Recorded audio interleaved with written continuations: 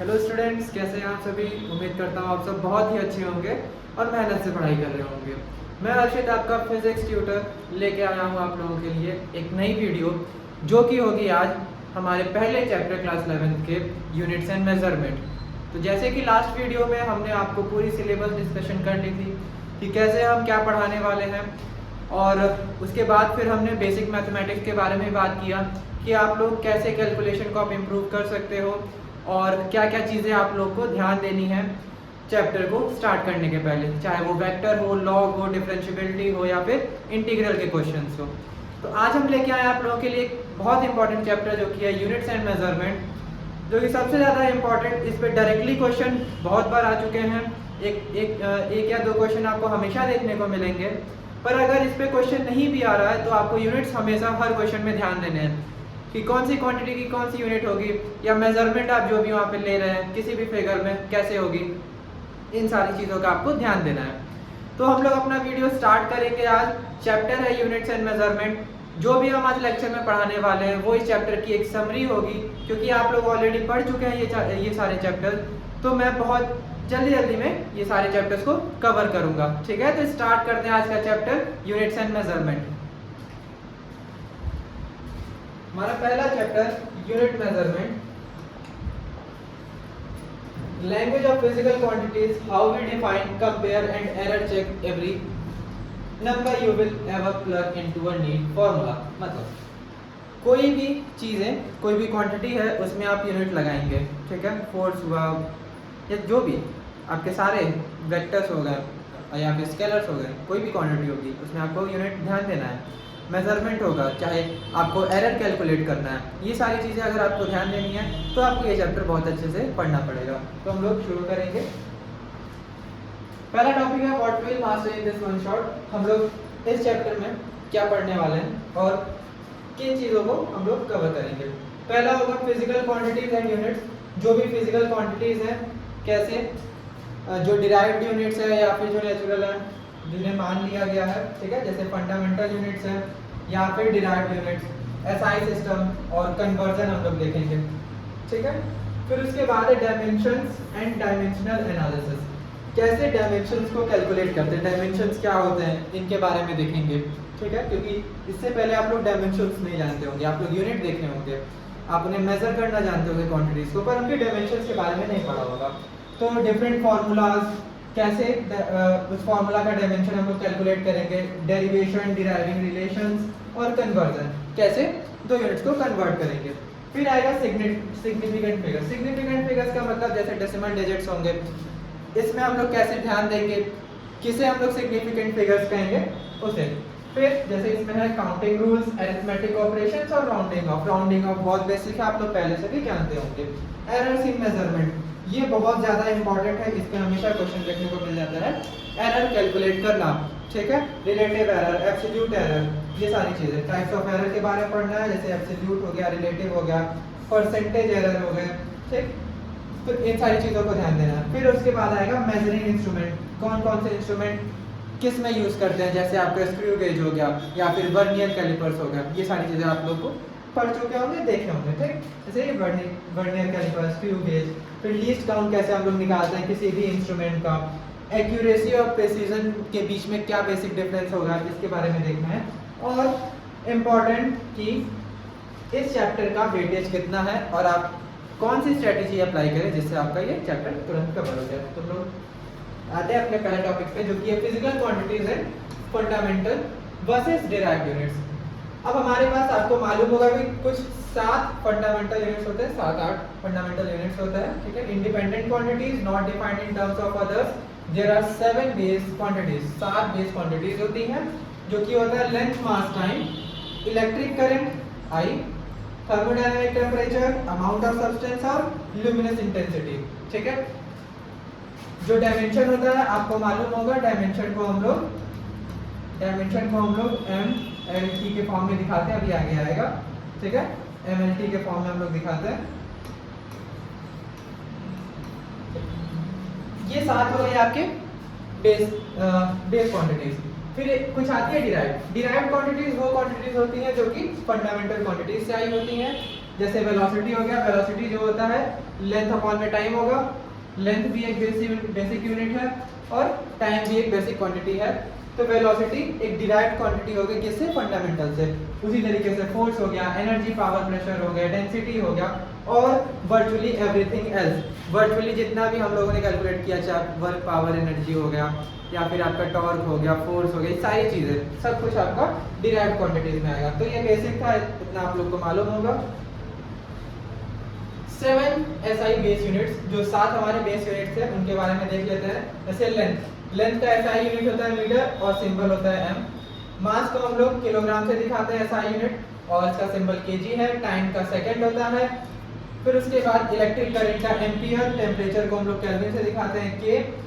Amount of substance mole, chemistry में आप लोगों ने पढ़ा होगा मोल के बारे में। ल्यूमिनस इंटेंसिटी को हम लोग कैंडेला कहते हैं। ये थोड़ा सा हो सकता है नया होगा आप लोग के लिए, CD इसका सिंबल होता है। ये हो सकता है आप लोग के लिए नया हो, पर इसके अलावा जो आप लोग पहले से जानते होंगे। अब कुछ सप्लीमेंट्री यूनिट्स हैं, जैसे कि कोई भी अगर आपको प्लेन एंगल मेजर करना होगा, ठीक है, कोई भी अगर आपको प्लेन एंगल मेजर करना होगा तो आप हमेशा रेडियन में मेजर करेंगे, ठीक है। जैसे डिग्री एंगल के लिए आप लोग क्या यूज करते हैं, डिग्री यूज करते हैं, ठीक, डिग्री यूज करते हैं ना जनरली, डिग्री का यूज होता है। पर रेडियन जो होगा वो एक ऐसा यूनिट है।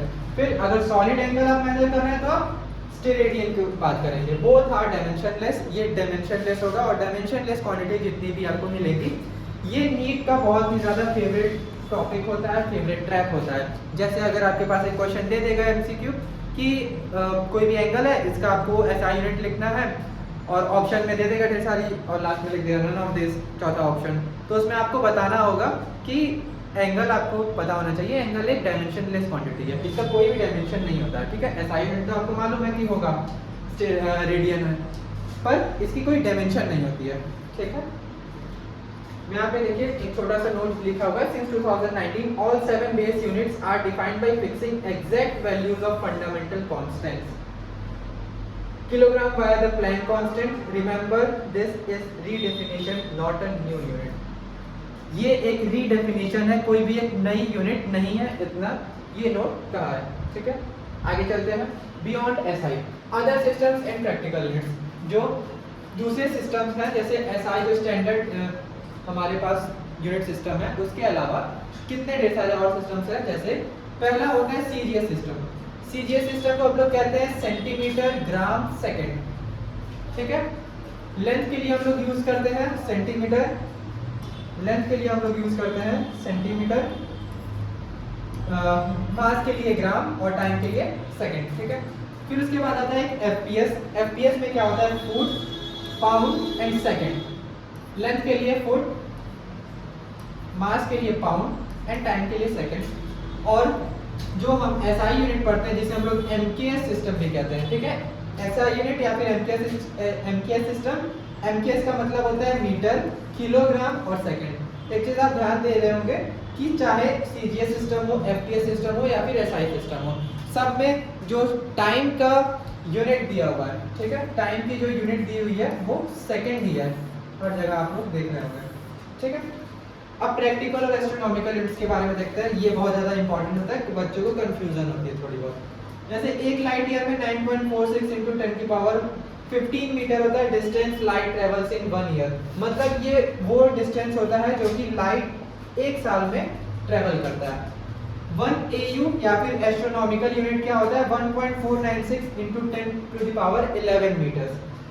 ये वो डिस्टेंस होती है जो अर्थ और सन के बीच में है, ठीक है। सन लिख रहा हूँ, सन अर्थ और सन के बीच में जो डिस्टेंस होती है जो कि है 1.496 × 10⁻11 मीटर, उसी को कहते हैं 1 एस्ट्रोनॉमिकल यूनिट। 1 पार्सेक होता है 3.26 लाइट ईयर्स या फिर 3.08 10⁻16 मीटर। इन सारे छोटे छोटे पॉइंट्स को आप लोग नोट कर लीजिएगा। 1 फर्मी को हम लोग कहते हैं 10⁻15 मीटर और 1 एंगस्ट्रॉम को कहते हैं 10⁻10 मीटर। तो फर्मी और एंगस्ट्रॉम बहुत लोगों को याद नहीं रहता है, ठीक है। तो एंगस्ट्रॉम यूज करते हैं एटॉमिक साइज स्केल के लिए और फर्मी यूज होता है न्यूक्लियर साइज स्केल के लिए, जब हम लोग न्यूक्लियर लेवल पे जाएंगे। अब जैसे ऑर्डर देखिए यहाँ पे गिवन है, आपके पास जैसे centimetre, metre, decimetre, decametre, kilometre, इन सारे के लिए आपको एक ऑर्डर गिवन होता है, आपको एक ऑर्डर पता होगा। उसी तरीके से ये मैग्नीट्यूड के लिए आपके लिए ऑर्डर यहाँ पे लगाया गया है। न्यूक्लियस का सबसे छोटा 10⁻⁻15 मीटर, एटम के लिए 10⁻⁻10 मीटर। जैसे यहाँ पे था ना, एटम के लिए एटॉमिक साइज के लिए एंगस्ट्रॉम यूज करते हैं और न्यूक्लियस साइज के लिए हम लोग यूज करते हैं फर्मी को। उसी तरीके से ह्यूमन 10 मीटर, अर्थ रेडियस जो होता है वो 10⁻7 metre, 1 AU 10⁻11 metre, 1 light year 10⁻15 metre and Milky Way के लिए 10⁻21 मीटर। ठीक है, तो इसमें इंपॉर्टेंट आपके लिए ये होता है 1 AU एटम का और न्यूक्लियस का, ज्यादा इंपॉर्टेंट ये तीनों होते हैं। ठीक है, आगे चलते हैं। अब हमारे लिए dimensions and dimension formula. Dimension और डायमेंशन फार्मूला क्या होता है, जैसे हमने आपको बताया कि कोई भी डायमेंशन होता है उसे हम लोग MLT के फॉर्म में दिखाते हैं, m to the power a b l power b और t power c। a b c जो होंगे वो एक इंटीजर होगा, प्लस माइनस इंटीजर होगा। ठीक है, अब वेलोसिटी है, वेलोसिटी होता है लेंथ अपॉन में टाइम। ठीक है, लेंथ अपॉन में टाइम होता है। तो अगर इसे आप कैलकुलेट करेंगे तो m की कोई वैल्यू नहीं है तो m 0 लिख देंगे, l 1 है और t को अगर ऊपर लिखेंगे तो t की पावर -1 हो जाएगा और इसे स्क्वायर ब्रैकेट में हम लोग दिखाते हैं। तो ये हो जाएगा m0 l1 t -1, या फिर इसे हम लोग lt -1 भी लिख देते हैं। ठीक है, ये दोनों करेक्ट है। उसी तरीके से एक्सेलरेशन है, एक्सेलरेशन क्या होता है, वेलोसिटी अपॉन में टाइम। वेलोसिटी अपॉन में टाइम, वेलोसिटी का आपको मालूम है lt -1 होता है और एक टाइम और है, तो इसे आप लिखेंगे तो ये हो जाएगा lt -2 या फिर m0 lt -2 l1 t -2। उसी तरीके से फोर्स है, इसके बाद work energy, power, momentum, pressure, gravitational constant g, ये इंपॉर्टेंट है। प्लैंक कांस्टेंट, ये भी इंपॉर्टेंट है। Surface tension, coefficient of viscosity, इसे ध्यान दीजिएगा, और एंगुलर वेलोसिटी या फिर फ्रीक्वेंसी। ये तो बहुत इजी है, 1 अपॉन में टाइम होता है, तो इसे आपको ध्यान देते हुए चलना होगा, क्योंकि बहुत बेसिक डायमेंशन जो होते हैं वो बच्चे भूल जाते हैं और वहाँ पे आपको कैलकुलेट करने का समय नहीं है कि आप ये फॉर्मूला लिखे फिर कैलकुलेट करना स्टार्ट किया, नहीं। जो बेसिक है जैसे वेलोसिटी, वर्क एनर्जी या पावर, एक्सेलरेशन, फोर्स, मोमेंटम, ये 6 तो बहुत ज़्यादा बेसिक है। फिर प्रेशर हो गया, इसे याद रख लीजिए एकदम, इसे बिल्कुल याद कर लीजिए। ठीक है, इसे मैं हाईलाइट कर दे रहा हूँ, इसे आप एकदम अच्छे से याद कर लीजिएगा। ठीक है, इसे अच्छे से याद कर लीजिएगा। ठीक, तो डायमेंशंस आपको निकालने आता है, किस फॉर्म में निकलता है ये भी बता दिया। अब हम डायमेंशन का बात करेंगे कि इसे यूज क्या है। तो 3 यूजेस, बेसिक 3 यूजेस है। पहला तो होता है करेक्टनेस चेक करना। अब करेक्टनेस किस चीज की, जो आप लोग एक बार अगर आपको याद हो क्लास 11 का अपना, जो कि है principle of homogeneity. Principle of homogeneity बहुत ज़्यादा इंपॉर्टेंट था हमारे फर्स्ट चैप्टर में क्लास 11 के यूनिट मेजरमेंट का। प्रिंसिपल ऑफ होमोजेनिटी से क्या हम लोग प्रूव करते हैं कि जो भी हमारे पास फॉर्मूला गिवन होगा, जो भी हमारे पास फॉर्मूला होगा, फिर जो भी इक्वेशन हमें मिलेगा, जैसे हम चूज कर लेते हैं s = ut + ½ ठीक है, ut + ½ तो क्या left hand side right hand side के डायमेंशन के बराबर है, ये चेक करना होगा। तो ये डायमेंशन एनालिसिस से चेक होगा। ठीक है, ये डायमेंशन एनालिसिस से चेक होगा। सेकंड होता है रिलेशंस को डिराइव करना। कैसे एक फिजिकल रिलेशन को हम लोग डिराइव करेंगे, उसका काम है डायमेंशन एनालिसिस। और सबसे ज्यादा इंपॉर्टेंट यूनिट कन्वर्जन। कैसे आप MKS सिस्टम से CGS में चेंज करेंगे, या फिर FPS में चेंज करेंगे, या फिर आप वापस से SI में चेंज करेंगे, उसे कन्वर्जन यूनिट या फिर यूनिट कन्वर्जन में आपको बताया जाता है डायमेंशन एनालिसिस के थ्रू। ठीक है, यहाँ पे एक एग्जांपल भी गिवन है कि s = ut + ½ को डायमेंशनली आपको प्रूव करना है, ये सही है या नहीं, करेक्ट है या नहीं, तो आप इसे प्रूव करेंगे इससे। उसी तरीके से टाइम पीरियड जो है t = k/L/g for a pendulum, ये रिलेशन आपको डिराइव करना होता है। फिर उसके बाद एक SI यूनिट, फोर्स को SI यूनिट से CGS में कन्वर्ट करना होगा, तो इसे कैसे कन्वर्ट करेंगे वो देखा जाएगा। हम लोग जब लाइव लेंगे तब आपको सारे न्यूमेरिकल्स इस चैप्टर से कराए जाएंगे। ठीक है, आता है next limitation of dimension analysis. इसे आप लोग देख सकते हैं, ये कुछ आपके पास 5 लिमिटेशंस दिए हुए हैं कि डायमेंशन एनालिसिस कहाँ पे लिमिट करे, कहाँ पे अब वो वैलिड नहीं हो सकता है। जैसे it can not determine dimension at constant, जैसे जो डायमेंशन एनालिसिस है ये डायमेंशनलेस कांस्टेंट की वैल्यू को डिफाइन नहीं कर सकता, जैसे 1/2 हो गया, 2 पाई हो गया, जिसकी कोई भी डायमेंशन नहीं है, उस पर ये फॉर्मूला अप्लाई नहीं होता है। It can not tell whether quantity is scalar और वेक्टर, कोई भी क्वांटिटी स्केलर वेक्टर है ये नहीं बता सकता। It fails for equation involving trigonometry, exponential और लॉगरिथमिक फंक्शन के लिए ये इक्वेशन फेल हो जाता है। It can not be applied if a quantity depends on a more than 3 independent quantities, ठीक है। जैसे अगर MLT है, MLT पे डिपेंड कर रहा है तब तो ये वैलिड है, पर MLT से ज़्यादा पे अगर डिपेंड करेगा तो ये कई बार फेल हो जाता है। जब तक 3 इंडिपेंडेंट क्वांटिटीज है, इससे ज़्यादा अगर होगा तो ये फेल हो जाता है। It can not distinguish between quantities having the same dimensional formula, ठीक है। जिस पे भी सेम डायमेंशनल फार्मूला होगा जिन भी क्वांटिटीज पे, उस पे ये इसको अलग अलग नहीं बता पाएगा। जैसे वर्क और टॉर्क, इसका डायमेंशनल फार्मूला सेम है तो इसके बारे में डिफरेंस नहीं कर पाएगा, ठीक है। आगे चलते हैं, सिग्निफिकेंट फिगर्स, काउंटिंग रूल्स। अब सिग्निफिकेंट फिगर के बारे में देखते हैं। सिग्निफिकेंट फिगर होता क्या है, जैसे यहाँ पे एग्जांपल लिखा हुआ है 1.34, 1.234, ठीक है। अगर हम मैं कहूँ कि इसमें कितने सिग्निफिकेंट फिगर्स हैं, तो आप हर एक वैल्यू को कैलकुलेट मतलब काउंट करेंगे तो यहाँ पे 4 सिग्निफिकेंट फिगर्स मौजूद है। Zeros between non zero digit, जैसे अगर कोई भी नॉन जीरो डिजिट्स है उनके बीच में जीरो लिख दिया तो भी ये सिग्निफिकेंट फिगर में काउंट होगा। इसमें भी 4 सिग्निफिकेंट फिगर्स हैं। Leading zeros are not significant, जैसे अगर मान लीजिए मैं लिख दिया 0.0012, तो इसमें 2 नॉन जीरो फिगर्स है, उसके आगे जीरो लगा हुआ है, तो ये जीरो जो है वो क्या कहेंगे, काउंट नहीं कर सकते हैं। यहाँ पे 2 ही सिग्निफिकेंट फिगर्स हैं। Trailing zeros after decimal point, अगर मान लेते हैं कि डेसिमल पॉइंट के बाद कोई नॉन जीरो वैल्यू है और उसके बाद फिर जीरो लगा हुआ है, तो उसे हम कैलकुलेट करेंगे और यहाँ पे 4 सिग्निफिकेंट फिगर्स होंगे। और trailing zeros with no decimal points are ambiguous. Ambiguous मतलब कुछ कहा नहीं जा सकता। जैसे यहाँ पे गिवन है 1200, यहाँ पे कोई भी डेसिमल डिजिट नहीं है, तो इसे आप बनाएंगे कैसे, इसको आप लिख सकते हैं 1.2 × 10⁻3, ठीक है। इसे आपने बनाया, इसको आप लोग साइंटिफिक फॉर्म में चेंज करेंगे। सिग्निफिकेंट फिगर बहुत ही बेसिक सा टॉपिक है, इसके बारे में आप लोग को पहले भी बताया जाता है। जब आप लोग 8th 9th में रहे होंगे तो भी आप लोग को बताया गया होगा, जैसे सिग्निफिकेंट फिगर्स उसे कैलकुलेट कैसे करते हैं या फिर राउंडिंग ऑफ के बारे में, ठीक है। जैसे सिग्निफिकेंट फिगर्स का कैलकुलेशन कैसे होगा, एडिशन सब्ट्रैक्शन में क्या होगा, जैसे यहाँ पे एडिशन किया हुआ है। एडिशन अगर आप यहाँ देखेंगे तो 12.11, 18.0 और 1.013 को ऐड किया है तो आया 31.123, और इसे राउंड ऑफ करेंगे तो आएगा 31.1। अब राउंडिंग ऑफ कैसे होगा अभी हम लोग आगे बताएंगे। इसी तरीके से आपको अगर मल्टीप्लाई करना होगा तो बेसिक सा मल्टीप्लिकेशन है, आप लोग जानते होंगे, और इसको भी राउंड ऑफ करेंगे तो समथिंग 6.4 आ जाएगा।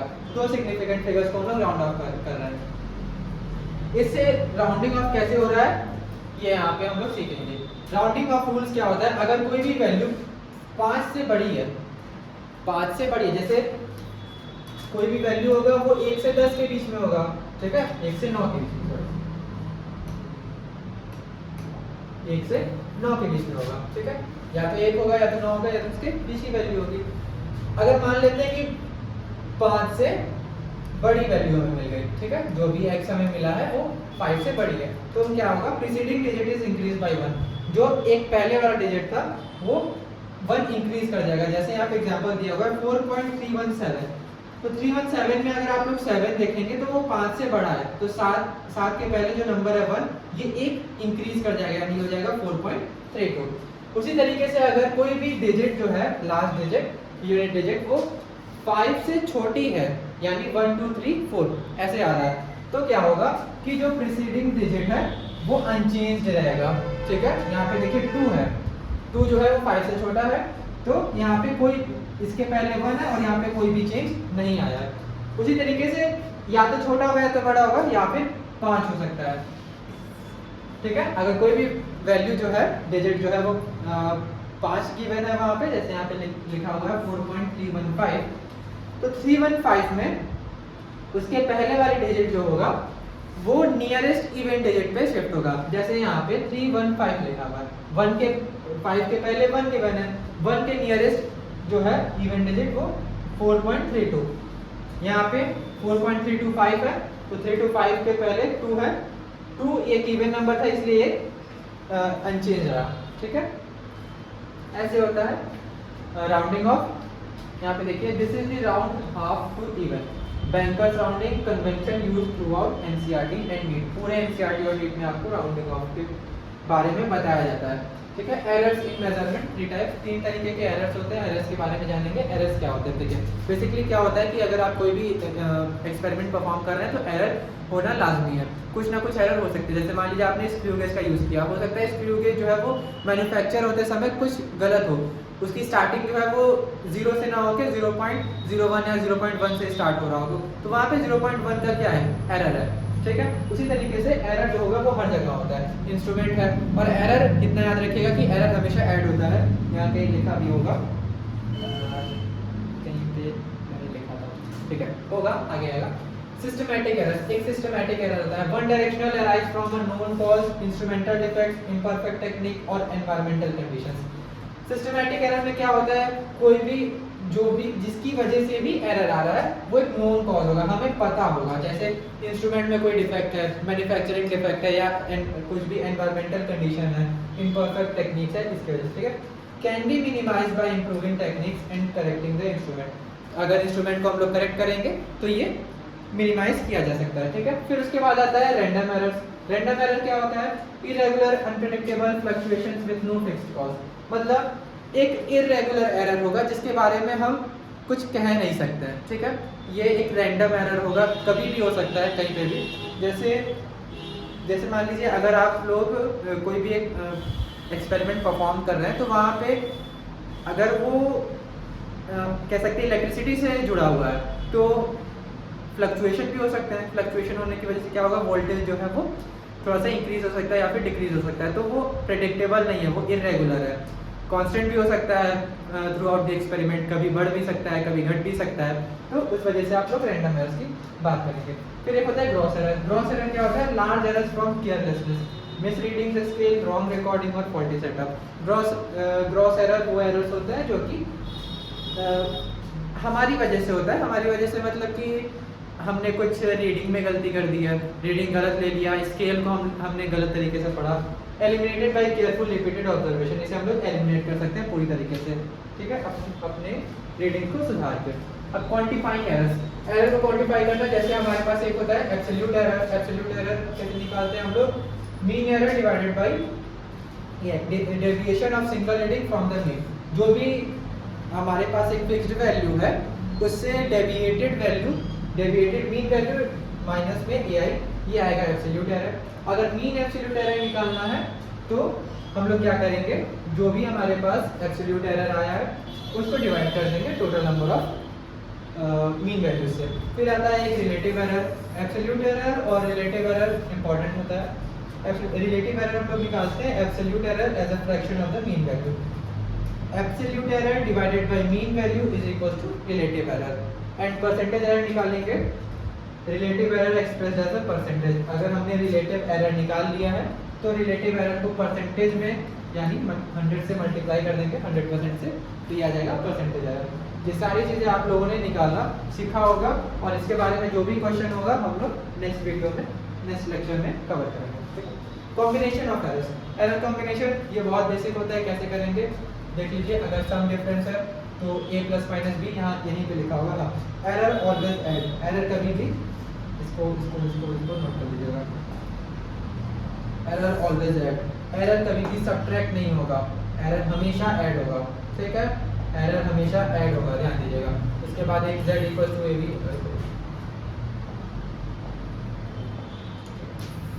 z इक्वल टू ab, इसे कैलकुलेट कैसे करेंगे, delta of a plus delta of b। z equal to ab, ab को हम लोग कहेंगे प्रोडक्ट रूल, इसे हम लोग कैलकुलेट करेंगे कुछ इस तरीके से। क्वाड्रेंट के लिए होता है z equal to a upon में b, ये कैलकुलेट होगा a by a plus b by b, जैसे हमने प्रोडक्ट को कैलकुलेट किया था। उसी तरीके से पावर वाले टर्म को हम लोग कैलकुलेट करेंगे, कुछ जो पावर होगा आगे आ जाएगा और डेल्टा a अपॉन में a। और जनरल केस जो होगा, जनरल केस कुछ इस तरीके से हम लोग करते हैं। और जनरली आपको ऐसे ही क्वेश्चन देखने को मिलेगा जहाँ पे आप जनरल केस को यूज़ करेंगे। ये सब तो बहुत बेसिक है, ये सारी चीज़ें आप लोग को आती होंगी। इंस्ट्रूमेंट्स एंड लीस्ट काउंट, अब ये देख लेते हैं कि इंस्ट्रूमेंट कौन कौन से होते हैं, उसके लीस्ट काउंट क्या होता है। जैसे पहला गिवन है यहाँ पे वर्नियर कैलिपर। वर्नियर कैलिपर आपने स्कूल में देखा होगा, वर्नियर कैलिपर का जो लीस्ट काउंट होता है उसको निकालने का तरीका होता है 1 मेन स्केल डिवीजन माइनस में 1 मेन स्केल डिवीजन माइनस में 1 वर्नियर स्केल डिवीजन, ठीक है। Value of 1 main scale division divided by total vernier division, यही होता है वर्नियर कैलिपर का लीस्ट काउंट। इसकी टिपिकल वैल्यू देखिए यहाँ पे गिवन है 0.01 सेंटीमीटर या फिर कह सकते हैं 0.1 मिलीमीटर। टोटल रीडिंग जो होती है इसे कैलकुलेट हम लोग कुछ इस तरीके से करते हैं कि MSR यानी main scale reading plus vernier scale reading multiply by least count plus minus error correction. तो इसे आप लोग नोट कर लीजिएगा।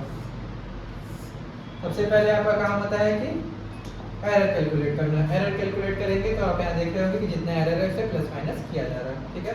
Used for length, diameter, depth measurement, ठीक है। अब आते हैं नेक्स्ट क्वेश्चन पे। स्क्रू गेज है, स्क्रू गेज या फिर माइक्रोमीटर इसे हम लोग कहते हैं। लीस्ट काउंट इसको निकालने का तरीका होता है पिच अपॉन में number of circular scale division. आप लोग देखेंगे स्क्रू गेज के ऊपर एक सर्कुलर डिवीजन होता है, जैसे यहाँ पे एक लंबे से स्केल पे डिवीजन होता है, उसी तरीके से इस पे एक राउंड में सर्कुलर स्केल पे डिवीजन होता है। उसकी टिपिकल वैल्यू होती है 0.001 सेंटीमीटर या फिर 0.01 मिलीमीटर। रीडिंग जो होती है कुछ इस तरीके से करते हैं हम लोग, मेन स्केल रीडिंग प्लस आपका CSR circular scale reading multiply by least count minus 0 error. यहाँ पे ध्यान दीजिएगा कि ये जो एरर होता है वो माइनस का होता है, ठीक है। Positive error is subtracted, negative 0 error is added. हमेशा पॉजिटिव एरर होता है, ठीक है। तो पॉजिटिव एरर हमेशा सब्ट्रैक्ट होगा और नेगेटिव एरर हमेशा ऐड होगा, इतना ध्यान दीजिएगा। और ये वायर डायमीटर और शीट की थिकनेस को निकालने के लिए होता है। आगे आते हैं एक्यूरेसी और प्रिसीजन। इसके बारे में आप लोग डे टू डे लाइफ में भी जानते होंगे, जो भी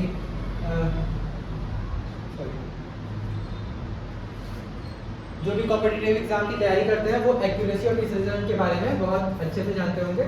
how close a measured value is to true value, जितनी हमारी एग्जैक्ट वैल्यू ट्रू वैल्यू के नजदीक वैल्यू आएगी तो उसे हम लोग कहते हैं एक्यूरेसी। कितनी एक्यूरेसी से आपने हिट किया, जैसे मान लीजिए यहाँ पे बना हुआ है, इसके अगर आपने सेंटर पे हिट किया तो आप कहा जाएगा ना कि आपने एक्यूरेट वैल्यू निकाली। जैसे या फिर अगर हम लोग जी की वैल्यू अगर 9.8 मीटर पर सेकंड स्क्वायर है तो अगर आप एक्सपेरिमेंट परफॉर्म करके 9.8 के बहुत नज़दीक, जितनी नज़दीक आप लोग वैल्यू मतलब जितनी नज़दीक वैल्यू लाएंगे वो कह जाएगी कि आपने एक्यूरेट वैल्यू निकाली है, ठीक है। Depends on systematic errors in the instrument और मेथड। प्रिसीजन होता है how close repeated measurements are to each other. अब जैसे मान लीजिए भाई जी की वैल्यू 9.8 आप निकाल रहे हैं तो 9.8 के नज़दीक आपने जितने भी वैल्यूज निकाली होंगी, जैसे मान लीजिए आपने एक वैल्यू निकाला 9.81, एक वैल्यू निकाला 9.812, फिर एक वैल्यू निकाला 9.797, ठीक है। तो ये 9.8 के बहुत नज़दीक वैल्यूज है, तो हम कह सकते हैं कि आप प्रिसीजन आपका बहुत ज़्यादा एक्यूरेट है। Depends on the least count resolution of the instrument use, ठीक है। Least count divided by resolution of the instrument use, इससे हम लोग निकालते हैं प्रिसीजन को। आगे आते हैं NEET weightage within this chapter.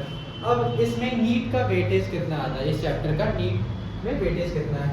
अगर हम लोग सबसे ज़्यादा देखेंगे तो एरर्स, अगर हम लोग सबसे ज़्यादा देखेंगे तो एरर सिग्निफिकेंट फिगर्स, एरर और सिग्निफिकेंट फिगर्स से 40% आप लोग देख रहे होंगे कि क्वेश्चन आपको मिल जाएंगे। उसी तरीके से डायमेंशनल एनालिसिस से आपको 30% क्वेश्चन, यूनिट टाइम सिस्टम से 18% और इंस्ट्रूमेंट स्क्रू गेज से 12% के क्वेश्चन आपको मिल जाएंगे पूरे नीट में।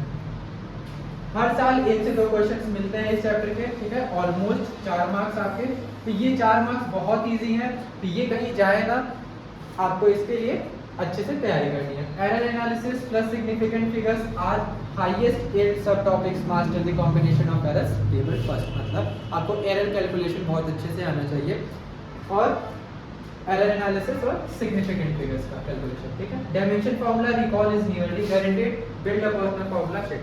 डायमेंशन फार्मूला जो हमने बताया था उसे अच्छे से आप लोग एकदम रट जाइएगा, ठीक है।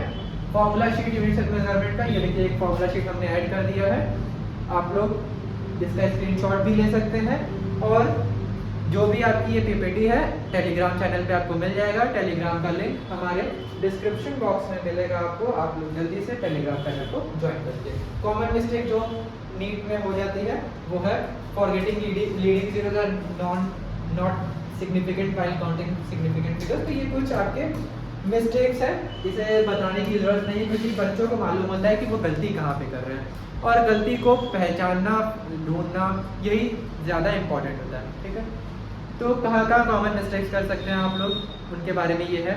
अगर इनके अलावा आप कहीं कर रहे हैं तो आप उस पर ध्यान दे सकते हो और उसे इम्प्रूव कर सकते हैं। ठीक है, we now speak the language of measurement. अब हमने क्या सीख लिया है, मेजरमेंट की लैंग्वेज, यूनिट और मेजरमेंट सीखते हैं। ठीक है, नेक्स्ट टॉपिक जो होगा हमारा motion in a straight line.